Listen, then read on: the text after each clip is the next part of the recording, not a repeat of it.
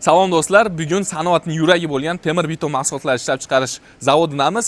Hozir sizlar bilan beton salvalarini qanday ishlab chiqarish jarayonlarini ko'rib chiqamiz. Agar siz sanoat, qurilish va texnologiyaga qiziqsangiz, bu jarayonni o'rganish sizga ilhom manbai bo'lishi mumkin. Zavod hududiga kirishingiz bilan sizni mana shunday atmosfera kutib oladi. Bu tarafda plita ishlab chiqarish seximiz joylashgan. Bu tarafda esa temir beton oporalar, latoglar, FBS bloklar ishlab chiqariladi. Ro'parada temir beton mahsulotimizni, beton qorishmasini tayyorlab beradigan apparatimiz joylashgan. Bu yerda esa sement bochkamiz, e'tibor berishingiz mumkin. Hamma yo'g'i oxirgi texnologiyalar asosida ishlab chiqariladi.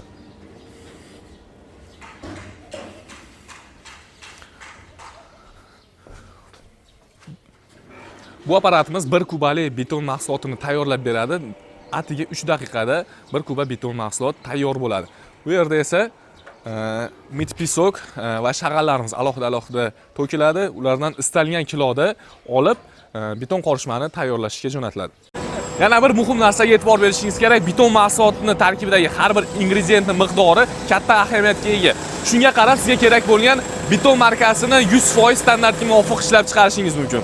Hozirda davom etamiz.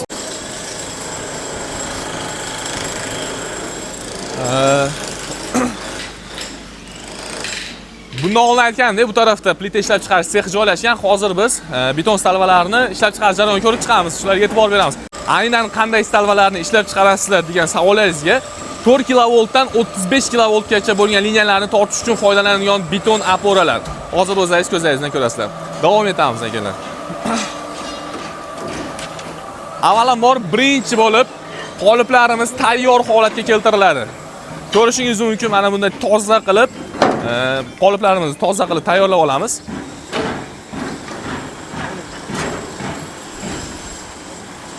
Qoliplarimiz toza holatga kelgandan keyin yog'larni sepib, asosiy mana bunda ko'rib turganingizdek armaturalarni tarang qilib tortib olamiz. Har bir stalvaga o'zining standarti bo'yicha armaturalar soni tashlanadi.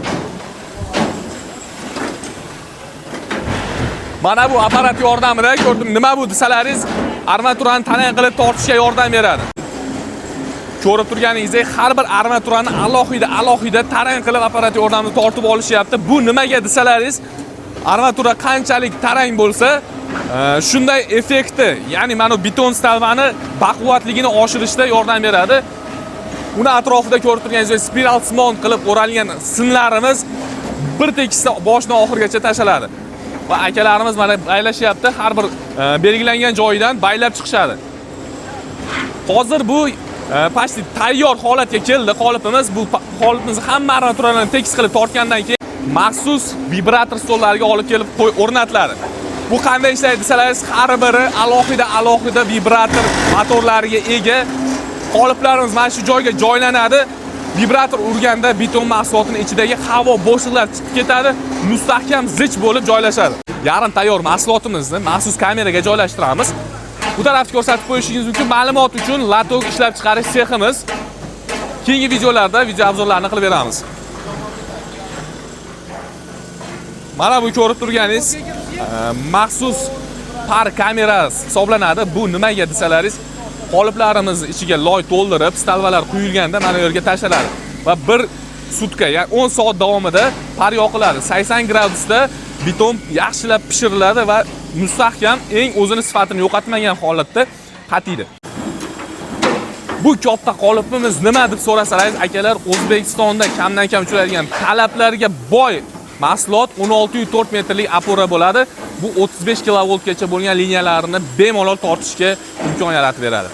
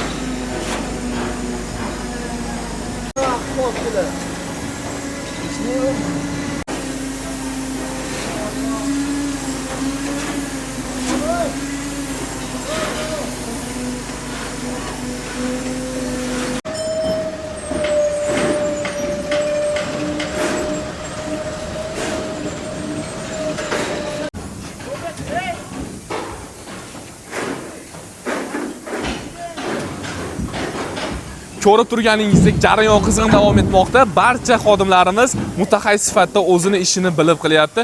Hozir va nihoyat hozirgina pardan chiqqan qolipning ustida turibman. Bu apparatlarimiz uje tayyor holatga keldi. Uje buni olib bemalol mijozni obyektiga jo'natishimiz mumkin.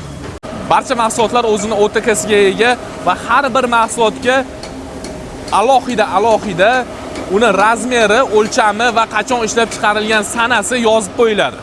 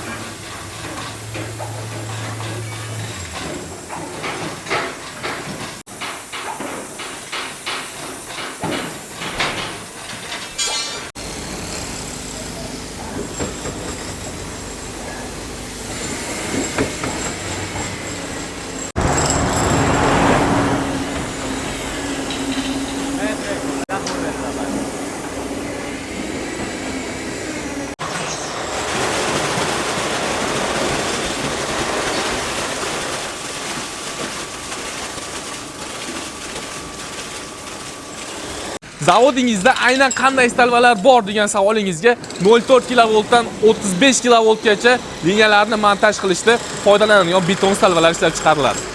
Agar video sizga yoqqan bo'lsa, like bosing, kanalimizga obuna bo'ling va izohlarda yana qanday mavzularni ko'rishni xohlashingizni yozib qoldiring.